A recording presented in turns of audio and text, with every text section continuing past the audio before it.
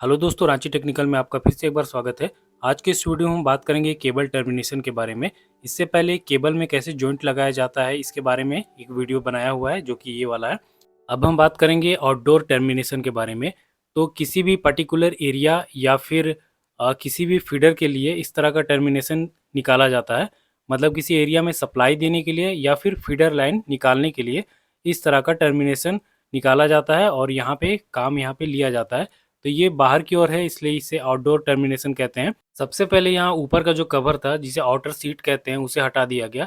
उसके बाद देखिए ये आर्मर होता है जो कि एक मैकेनिकल प्रोटेक्शन और अर्थिंग के पर्पज से यहाँ पे लगाया जाता है और इसे भी यहाँ पे हटा देते हैं। इसके बाद वाला जो सीट आप देख रहे हैं ये ब्लैक वाला, इसे इनर सीट कहते हैं।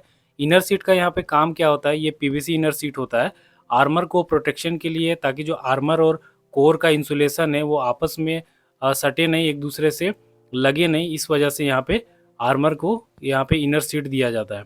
तो इस तरह से देखिए यहाँ पे आर्मर जो है जो कि स्टील का बना हुआ रहता है उसे इस तरह से यहाँ पे फोल्ड कर दिया जा रहा है। फोल्ड करने के बाद यहाँ पे अर्थिंग कोड की मदद से अर्थिंग किया जाएगा, वो आगे कैसे होता है वो बताऊंगा। तो यहाँ पे देखिए इनर सीट को इस तरह से कटिंग करके हटा दिया जा रहा है। तो ये हमारा ब्लैक वाला पीवीसी इनर सीट है जिसे हमने यहाँ पे कटिंग करके हटा देना है। उसके बाद देखिए आपको इस तरह से कुछ देखने को मिल रहा है जहाँ पे कॉपर स्क्रीन भी देखने को मिल रहा है और इस तरह का एक ब्लैक वाला केबल की तरह ही अंदर में आपको दिख रहा है। तो इसके बारे में बात करेंगे। तो ये जो ब्लैक वाला आप देख रहे हैं इसे हम फीलर कहते हैं। फीलर का काम होता है, ये कोर सेपरेटर होता है।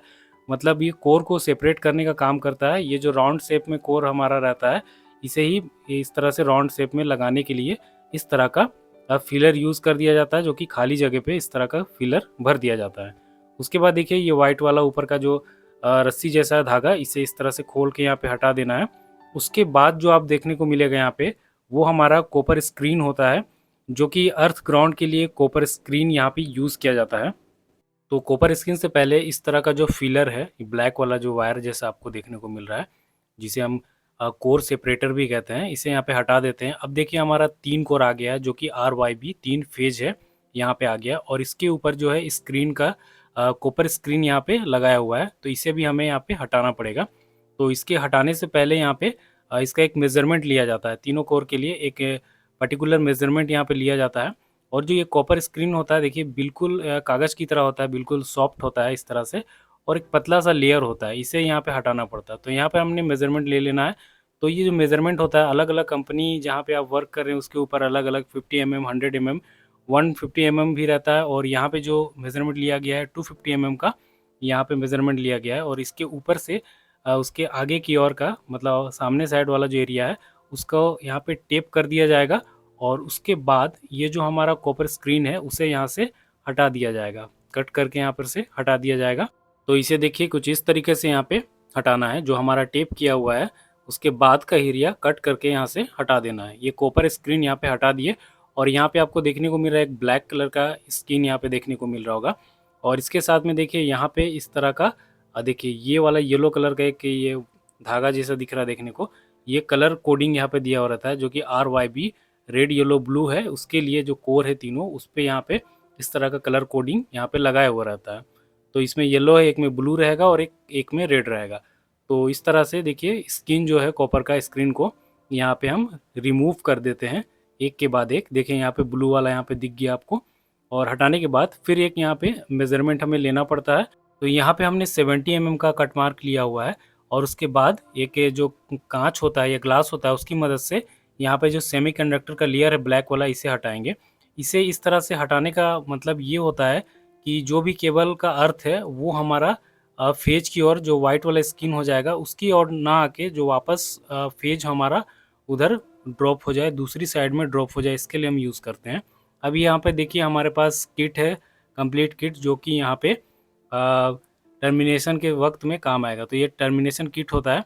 तो उसके साथ में यहाँ पे देखिए ये इसे हम कहते हैं लग्स कहते हैं। यहाँ पे 3 जो कोर है तीनों कोर में ये लग्स लगेगा जो कि एल्युमिनियम लग्स कहलाता है, जो कि 400 स्क्वायर mm का यहाँ पे यूज़ होता है। क्योंकि ये 33 kV लाइन के लिए अंडरग्राउंड केबल यहाँ पे है तो ये हमारा 400 स्क्वायर mm का यहाँ पे लग्स यहाँ पे यूज़ होगा। तो ये केबल का जो कोर का साइज है वो हमारा 400 स्क्वायर mm है, इसलिए इसका लग्स भी 400 स्क्वायर mm का होगा। और यहाँ पे देखिए इस तरह से इसका मार्किंग हम कर लेते हैं ताकि यहाँ पे कट करने में आसानी हो। और उसके बाद यहाँ पे इसे कटिंग करेंगे। तो चलिए देखते हैं इसका कटिंग कैसे होता है। तो यहाँ पे जो आप वाइट वाला स्क्रीन देख रहे हैं जो कि एक्सेल पीई इंसुलेशन होता है, ये जो एरिया है पूरी तरह से क्लीन होना चाहिए, स्मूथ होना चाहिए। इसके लिए देखिए आगे की भी प्रोसेस अभी कैसा होता है वो आपको मैं यहाँ पे दिखाऊंगा वीडियो में। तो यहाँ पे देखिए इसे सबसे पहले कटिंग किया जाता है।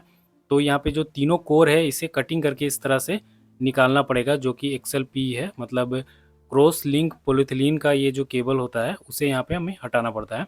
तो इस तरह से स्क्रू ड्राइवर की मदद से यहाँ पे जो तीनों कोर है, इसका जो ऊपर का इंसुलेशन है इसे हमें हटा देना पड़ेगा। और जो इसका कंडक्टर आपको देखने को मिल रहा है जो कि एल्युमिनियम का कंडक्टर है। तो इस तरह का केबल का अलग अलग साइज होता है, मार्केट में अवेलेबल होता है। उसके साथ साथ में एल्युमिनियम का भी होता है और ये कॉपर का भी होता है। तो यहाँ पे देखिए ये हमारा अर्थिंग कोड है। इसे जो है अर्थिंग कोड के साथ यहाँ पे कनेक्ट करना पड़ता है, जो कि अर्थिंग के लिए यूज़ होता है, जो कि कॉपर स्क्रीन और सेमीकंडक्टर के साथ में कनेक्ट होता है। इसे हम कॉपर ब्रेड भी कहते हैं और एक अर्थिंग कोड भी यहाँ पे कहा जाता है। तो यहाँ पे देखिए इस तरह से यहाँ पे इसका कनेक्शन हमें कर देना है, जो कि बाद में अर्थिंग के लिए, ग्राउंडिंग के लिए यहाँ पे यूज़ किया जाएगा। तो यहाँ पे जो कॉपर का पतला सा वायर है, इस तरह से यहाँ पे इसे हम कनेक्ट करके इसे यहाँ पे छोड़ देंगे।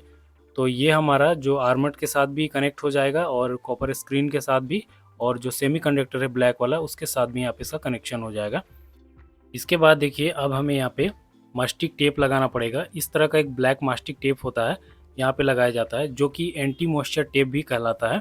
जो इसके लिए इसका काम जो होता है, ये जो बाहर का मॉइस्चर होता है उसे रोकने के लिए इस तरह का मास्टिक टेप यहाँ पे यूज़ किया जाता है।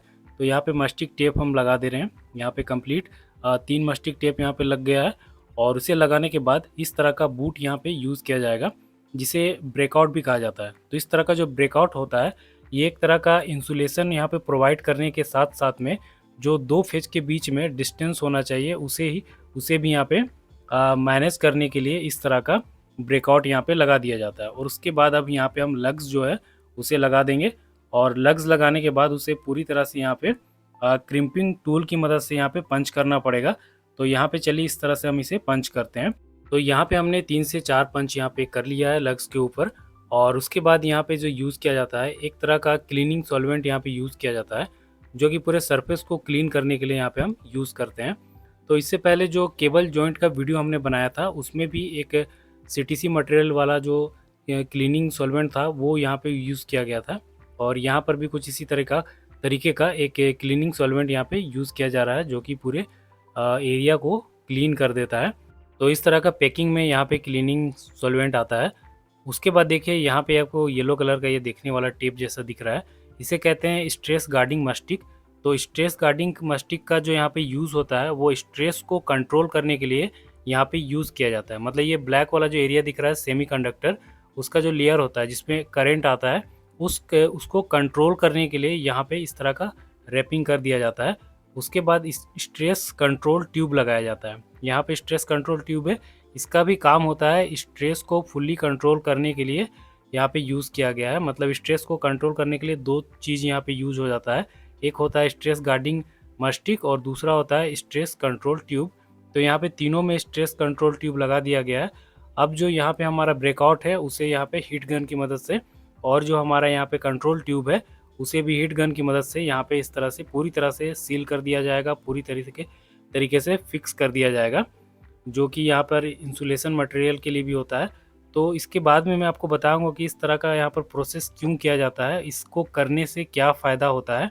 तो चलिए सबसे पहले इसे हम तीनों को इस तरह से यहाँ पे फिक्स कर लेते हैं। उसके बाद आगे हम आपसे बात करेंगे कि यहाँ पे क्या किया जाता है। और अब यहाँ पे देखिए इस तरह का पूरी तरह से ये ब्लैक वाला जो ट्यूब है, जो कि हमारा स्ट्रेस कंट्रोल ट्यूब है, यहाँ पे लग गया है और ये हमारा इतना रेडी हो गया है। इसके बाद जो लेयर लगेगा इसे हम कहेंगे आउटर ट्यूब या फिर आउटर सीट। तो ये तीनों जो कोर है हमारा RYB, यहाँ पे तीनों में आउटर ट्यूब यहाँ पे लगा दिया जाता है, जो कि यहाँ पे इंसुलेशन प्रोवाइड करता है और अलग अलग कोर को सेफ्टी यहाँ पे प्रोवाइड करने के लिए यहाँ पे यूज़ किया जाता है। अब यहाँ पे एक सवाल आ सकता है कि इस तरह का इंसुलेशन किट या मटेरियल क्यों यूज़ किया जाता है, पूरा प्रोसेस यहाँ पे इतना लंबा क्यों होता है। तो इसका आंसर ये है कि सरफेस हीटिंग जो होता है या फ्लैश ओवर से केबल जल जाने का खतरा होता है, या जो फेस टू फेस जो डिस्टेंस होता है उसे मेंटेन करने के लिए, साथ में जो मैकेनिकल डैमेज से बचाने के लिए, या फिर डस्ट और केमिकल से बचाने के लिए यूज़ किया जाता है। उसके बाद यहाँ पे देखिए रेन शेड यहाँ पे लगाया जा रहा है। यहाँ पे रेन शेड लगा दिया जाता है और रेन शेड का काम यहाँ पे होता है इंसुलेशन और पानी से बचने के लिए या पानी डायरेक्ट इस पे ना पड़े, इसके लिए यहाँ पे रेन शेड का यूज़ किया जाता है।